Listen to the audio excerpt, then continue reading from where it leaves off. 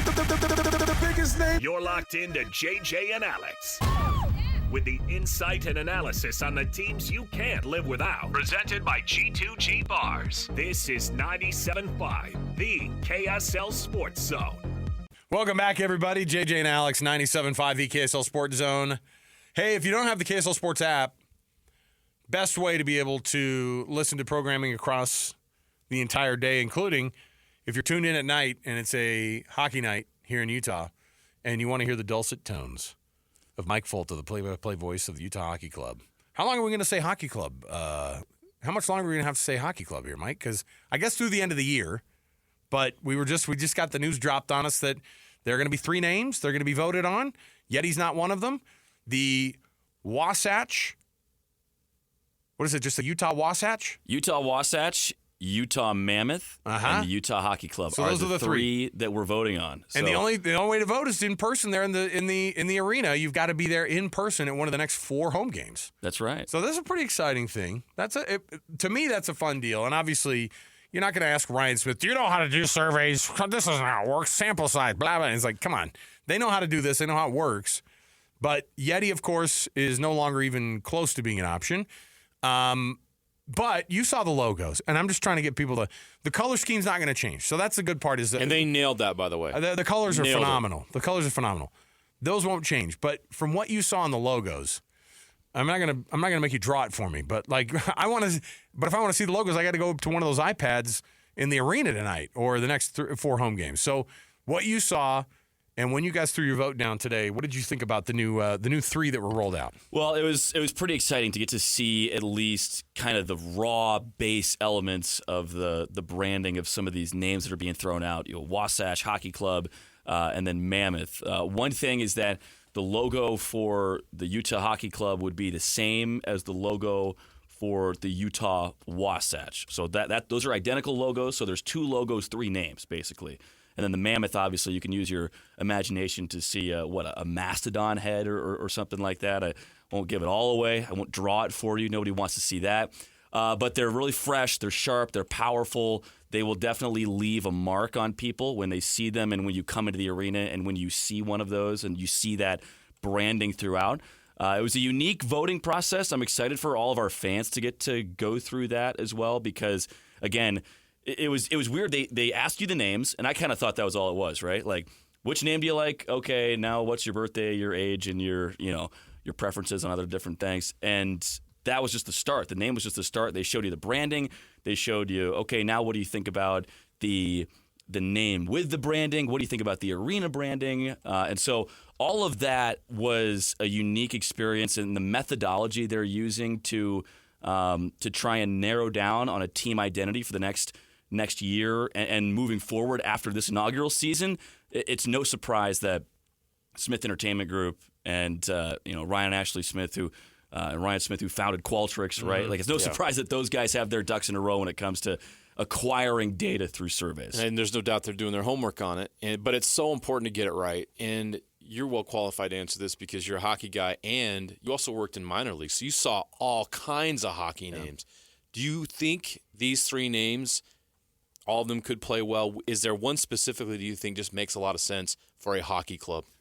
To be honest, I think the name is important, but so is the branding that goes around it. I mean, think of the team that's coming in to Delta Center tonight, the Pittsburgh Penguins. Like, a penguin, okay, like what does that have to do with Pittsburgh? No, they found him. They found him in Pittsburgh years ago. At the zoo. Oh, on the Allegheny? Yeah.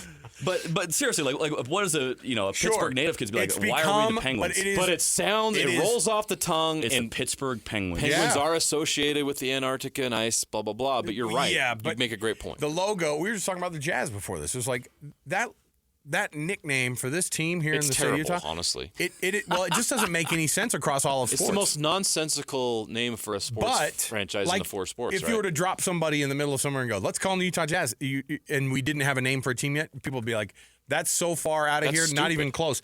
But that's the brand because of what the team has done and because of what they've built. Yeah. So it becomes whatever it is. So Mammoth to me, or I don't like. I know I like Hockey Club because, and there's one you don't like. Come on, just say it. I don't like Wasatch just because trying to explain to somebody else what Wasatch is, and they're like, "Is that the animal?" You're like, "No, Wasatch is not the animal. No. The Utah Wasatches."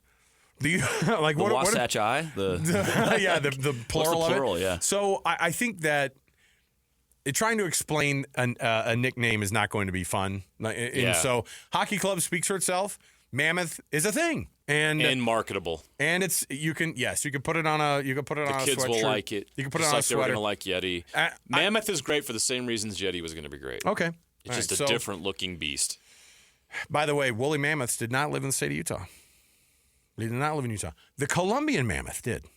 Huh. Okay. Okay. So There was one recently discovered. that's right. In the state of Utah. In the state of Utah, like a full one, and it was in Orem. Did you see that? That was where they discovered it. Was in Orem? Or that was like a full body. So there is a history of the mammoth being here. I know a lot of people, were trying to throw around raptors at the beginning of all that because they're like, oh, this I was a big dinosaur guy growing up. Yeah. And there was this tree root in my backyard growing up that was partially exposed. It You was thought for sure. I thought we had a T-Rex in Oh, my yeah. backyard. Oh, yeah. My mom invited like my friends over for like an archaeological dig one summer day. We were excavating this thing and found out it was connected to an oak tree. But for a little bit, I thought we had stumbled The across. dream of every But guess what? young kid out there. But we have So there. All of that being said, the name is going to get wrapped up pretty quick because the month of February is like a big turn your homework in. We got to get this stuff down for next season so we can have it all. All the marketing can start up and that machine can get going. And they'll finish the year, of course, as the hockey club, and they'll have a nickname that they're going to be going into the 2025-2026 season. And I'm glad we're getting some traction. So the voting starts tonight in person at Delta Center, and then it continues for the next 4 home games. And you can participate that way. So, and we also saw the awesome deal now that you're going to get the tickets are accessible for everybody now, and you're going to get some food with those tickets now. If you want to just throw down those $10 and get in the game, there's so many ways for you now to go and participate in this thing. And so, this is our hockey club here in the state of Utah. It's our property, right? Like that's the way we look at it. Like this is our team here in the state of Utah. So. It's just another fun wrinkle in the infant stages of this team and what it's become over the past year. And Ryan and Ashley Smith and SEG, they really want this team to belong to the state of Utah and to Salt Lake City and to the people here. And so them opening up the voting like they are is something really unique in sports that we don't often see. And we were being told earlier today that they've actually been advised against this at multiple stages throughout their methodology of trying to choose a name. This can be very dangerous to open up a team name to a large populace. Bodie McBoatface. Yeah, that's what you're going to get. Exactly. This could go a number of ways, but they have stuck with it and they have really shown an adherence to their belief that they want this team to belong to Utah.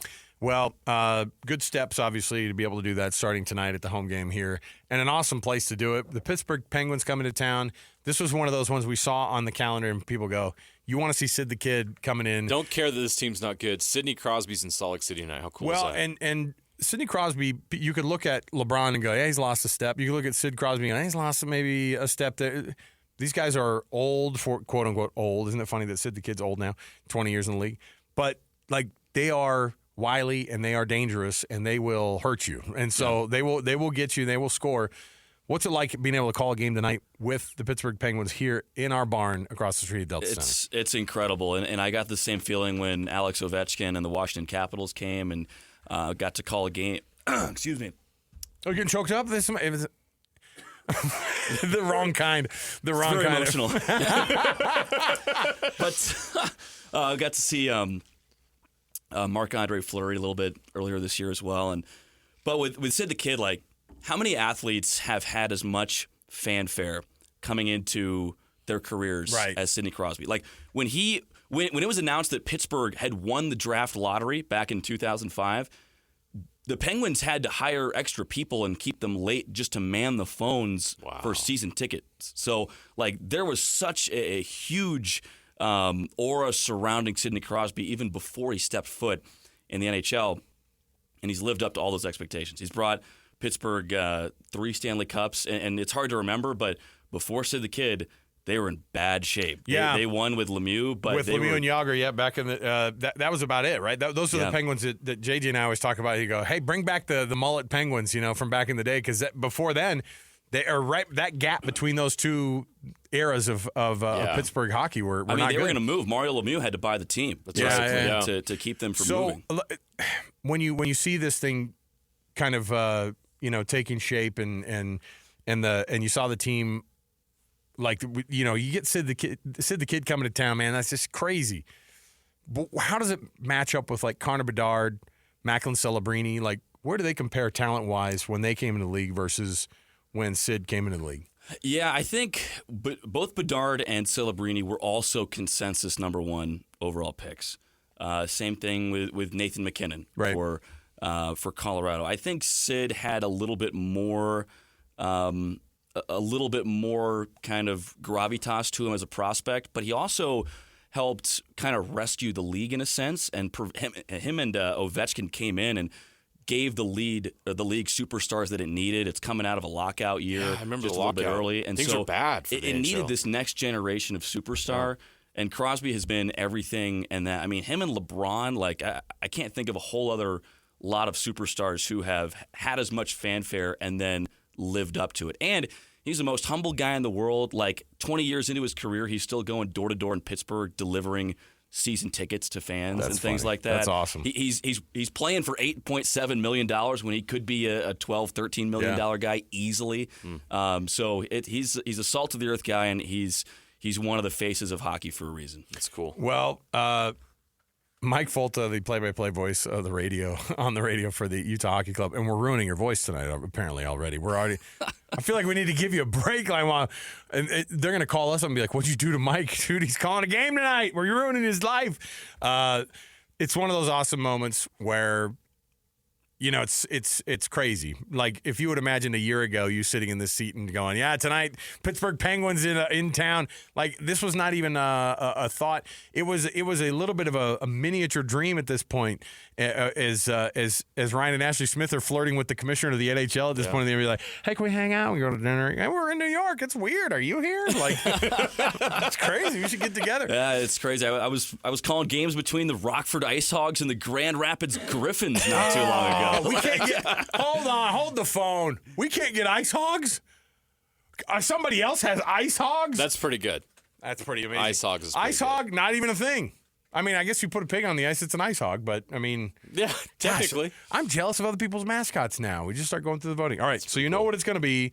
It's either the Utah Mammoth or the Utah Hockey Club or the Utah Wasatch, and you get to vote in person there at Delta Center. So, Mike, have a good call tonight, man. We love listening to your voice call these games. It's really fun, and another chapter today as we get going in the early stages of this hockey club, man. Thanks for hanging out. A lot with of us goals today. coming up, guys. Oh, Sweet. I hope so. Yes, I certainly hope so. I don't know. Like, to me, when you're able, I mean, this from an actual game standpoint, though, Utah needs this game. Utah's got to get this one, and it feels like one that they have. Not only do they have to get it, because I want to see that team start climbing above that 500 mark even more and more. Because the playoffs are going to soon be out of reach if you start to have these stretches of win a couple, lose 3, win a couple, lose 4, win 3. I mean, it's been fun to watch, but the up and down's killing me, and it's not going to get you in the playoffs if you're going to continue at this rate. This is one of those games where it's a team below you in the standings rung, even though they're in the opposite conference. And this is a game where if you're going to be serious about getting to the postseason, you need to come out and make a statement like they did in November against Pittsburgh when they won 6-1. So I'm not saying it's going to be like that again, but you'd like to see this Utah team take care of business. What tonight. do they have to do to close the 6-point gap and get that wild card spot? I think tonight in this 4-game homestand, at the start of this 4-game homestand, honestly, I think they need to probably get at least 5 out of 8 possible points. I would say I'd like to see them win 3 of 4 here against Pittsburgh, Columbus, Philly, and St. Louis, 3 teams that are kind of right in that middle of the NHL. Look, it's been fun. Stretch. Whatever happens at the end of the year, whatever happens, however this thing shakes out, and whatever the team ends up record-wise, I think we're all going to look and go, okay, we've been told all year by Bill Armstrong, the general manager, like, we're in a rebuild still. Hold your horses. We might not be ready for the playoffs here. We're going to fight our butts off, and we're going to build this team. We're going to do it right. And the injuries certainly haven't been fun to have to work through. He said it the other day, I think, on Hanson Scotty. He's like, yeah, injuries happen, but it's usually, not all of your best players getting hurt all at once. And so it's a tough one. It's a tough stretch, but this is hockey, man. So Mike Folta, play-by-play voice of the Utah Hockey Club. Thanks for hanging out with us, Mike. We appreciate Thank you, guys. Yep. All right. We'll come back. We got more to go around the corner. Of course, this portion of the show brought to you by an incredible selection of Kia, Subaru, Chevy, Jeep, Dodge, or Ram, and now the Mitsubishis in the family of the Doug Smith dealerships.